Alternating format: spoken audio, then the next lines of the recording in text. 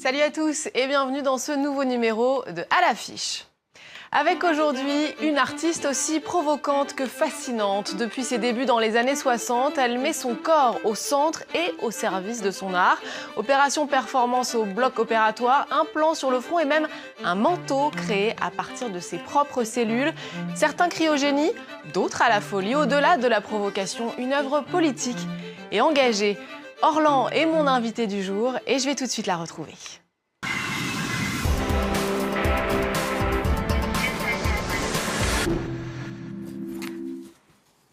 Orlan, bonjour, merci beaucoup d'être avec nous. Merci beaucoup de l'invitation. Alors vous êtes avec nous pour parler de l'exposition Striptease des cellules jusqu'à l'os, qui est à voir jusqu'au 13 décembre au Centre des Arts d'Enghien-les-Bains, c'est près de Paris. On va commencer par ce titre qui est forcément intriguant. Pourquoi cette idée du striptease ?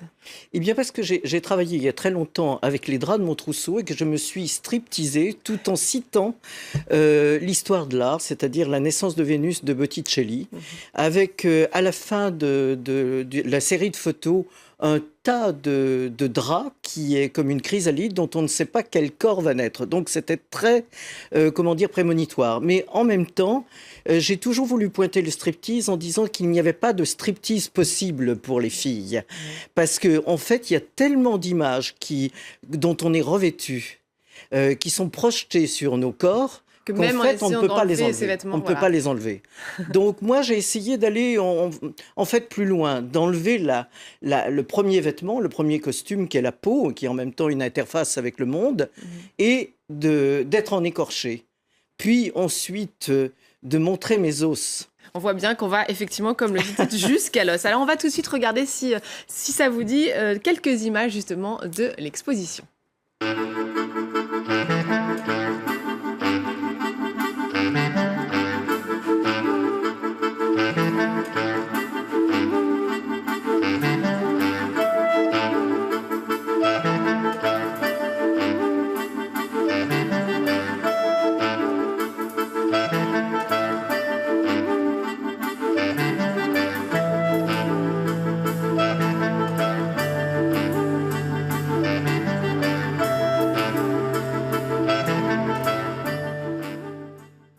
Alors on le voit bien hein, sur ces images, au centre de cette exposition et au centre de tout votre travail, il y a le corps. Pourquoi est-ce que cette notion du corps vous intéresse-t-elle tant ?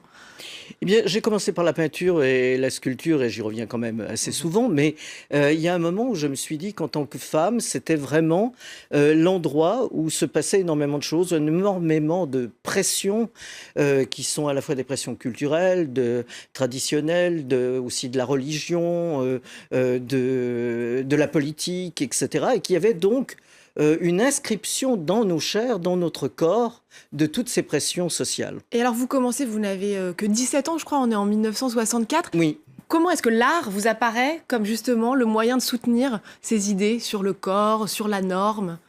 Bien, à cette époque-là, je suis d'une génération où tout de même, il y avait très très peu de liberté pour les corps, très peu de liberté pour les femmes. On se rend plus compte souvent de ce qui s'est quand même passé et qui est en train de se refermer. Donc, il faut vraiment faire rester gaffe. vigilante. Ouais. Voilà.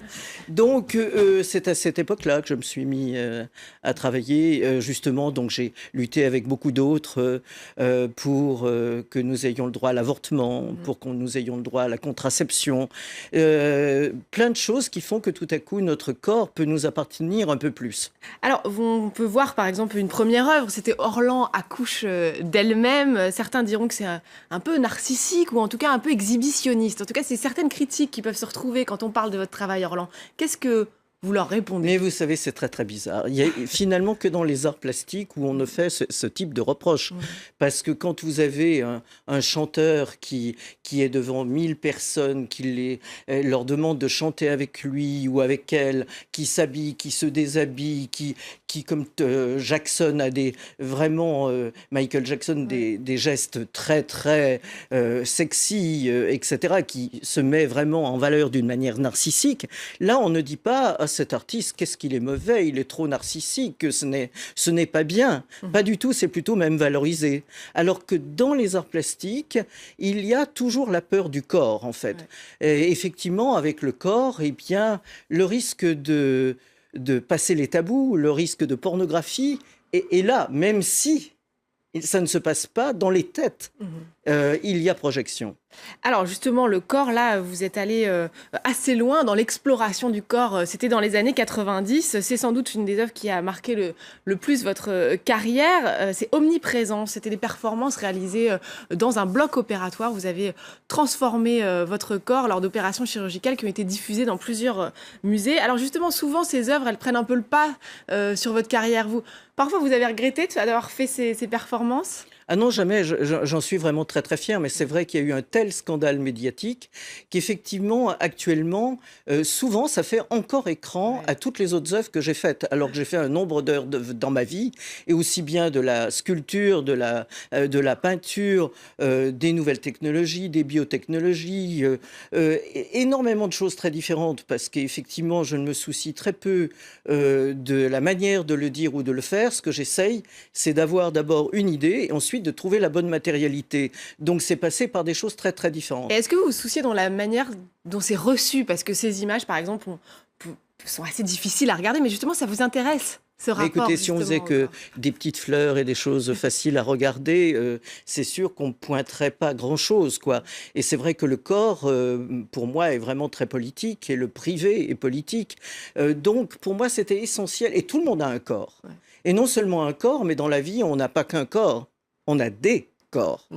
Donc, je pense que effectivement pointer des problèmes de société, des phénomènes de société à travers le corps, et par exemple la chirurgie esthétique en fait complètement partie, ou avec un diktat énorme sur le corps, et particulièrement des femmes, avec des images qui sont inatteignables et qu'il faut atteindre absolument, sous peine d'être montrée du doigt ou de devenir transparente sexuellement. Donc c'est là où tout se joue. Il y a un nœud, quoi, à cet endroit. Alors vous êtes allé encore plus loin dans cette exposition. On peut voir votre manteau d'arlequin. Vous attaquez à un autre tabou puisque vous cultivez vos propres cellules et vous en avez fait une œuvre d'art. Quel lien vous faites justement entre art et science et nouvelles technologies? Ça ouvre encore de nouvelles perspectives à votre travail. Oui, alors moi je pense que tout ce qui se passe de vraiment intéressant et qui opère des changements de société, c'est vraiment du côté du médical, de la génétique, de la greffe d'organes, que ce soit la greffe de visage qui met en perspective mon travail avec les opérations chirurgicales d'une manière extraordinaire.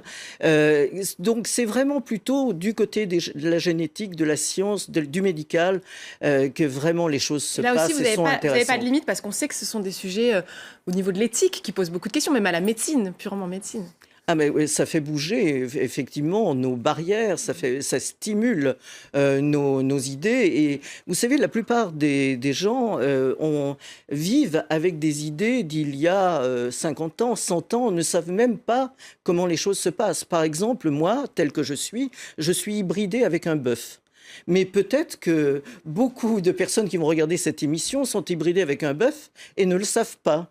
Moi, j'ai la chance d'avoir un ami collectionneur et dentiste qui m'a dit un jour, bon, tu n'as pas assez d'os dans ta mâchoire, il faut que je te fasse des greffes. Alors, Orlan, dis-moi si tu préfères tes propres os ou des os de bœuf. Et vous avez choisi le bœuf. Invitons l'autre. On ne va pas rester entre soi. Et il est très compatible, il va très bien, tout va bien. C'est impeccable. Il faut se mélanger, on a bien compris. Cette idée d'hybridation, on la voit bien justement dans Self-Hybridation. C'est une autre de vos œuvres à voir dans l'exposition. Sur ordinateur cette fois-ci, ce n'est pas de la retouche réelle. Vous avez transformé votre visage pour lui donner une forme qui est proche de celle des civilisations précolombiennes, amérindiennes, africaines. Alors là, je trouve que ça fait écho à l'actualité quand on voit le sort des migrants, quand on voit la montée des extrêmes, cette espèce de peur de la différence. Est-ce que c'est ça aussi, c'est ça que vous voulez dénoncer à travers ces œuvres? Et bien évidemment, j'ai fait ça toute ma vie. Je suis très très inquiète, effectivement, actuellement, parce qu'il y a les esprits se referment, tout le monde devient extrêmement frileux, la non-ouverture à l'autre est vraiment quelque chose de stérile, de pas intéressant, de pas intelligent. Donc effectivement, toutes les œuvres après les opérations chirurgicales, en fait, je me suis fait pour les opérations chirurgicales une nouvelle image pour faire de nouvelles images. Et au départ, j'ai travaillé avec ma civilisation chrétienne, on pourrait dire, occidentale. Et puis ensuite, j'ai voulu justement aller vers l'autre et intégrer en moi Effectivement, ce qui est peut-être déjà intégré, puisqu'on sait tous que on vient plutôt de l'Afrique que d'ailleurs au tout départ. Bon, donc ces images effectivement prennent en charge à la fois mon visage, mais aussi des référents de l'histoire de tribus africaines ou de l'histoire de tribus de précolombiens, d'Africains, d'Égyptiens, de Mérovingiens qui, par exemple, se rencontraient souvent dans une déformation du crâne qui a été faite dans toutes ces civilisations. On déformait la tête du bébé avec des bandelettes, et quand la fontanelle était soudée, cela faisait un crâne tout en hauteur. Donc les standards de beauté ont beaucoup changé, beaucoup évolué. On voit finalement, juste en un mot, Orlan, le pire pour vous, c'est d'être normal. Mais la normalité est effectivement quelque chose, un rouleau compresseur. Par exemple, je m'appelle Orlan, mais mon nom s'écrit chaque lettre en majuscule. Et c'est quelque chose que la société, la plupart du temps, me refuse. Alors que moi, effectivement, je me suis inventé moi-même et mon nom fait image. Et je ne veux pas rentrer dans les rangs, je ne veux pas rentrer dans la ligne. Pas rentrer dans les rangs, l'art hors norme de Orlan. Merci beaucoup d'être venu nous en parler sur France 24. Je rappelle que votre exposition Striptease des cellules jusqu'à l'os est à voir au Centre des Arts d'Enghien-les-Bains. C'est jusqu'au 13 décembre. Merci évidemment à vous de nous avoir suivis. N'oubliez pas de nous retrouver sur france24.com ainsi que sur tous nos réseaux sociaux. On va se quitter avec une des vidéos présentées dans l'exposition commandée par l'association SOS Racisme. Un mix, vous allez voir, entre un film de Costa Gavras, un air de Paso Doble, un caniche rose et un chimpanzé. Mais plutôt que d'essayer de décrire l'indescriptible, je vais vous laisser découvrir. À très vite. Vous êtes belge? Non, pas du tout. Quelle idée. Mais pourquoi il a teint en rose ces pauvres caniches? Et la vie en rose, un peu d'optimisme et vice-versa. C'est un numéro extra. On peut teindre un belge et un japonais et vice-versa. Oui, oui, on peut faire toujours mieux. Il n'y a pratiquement pas de limite. C'est pratiquement sans limite. Union mixte, noces barbares et mariage libre. Hybridons-nous ?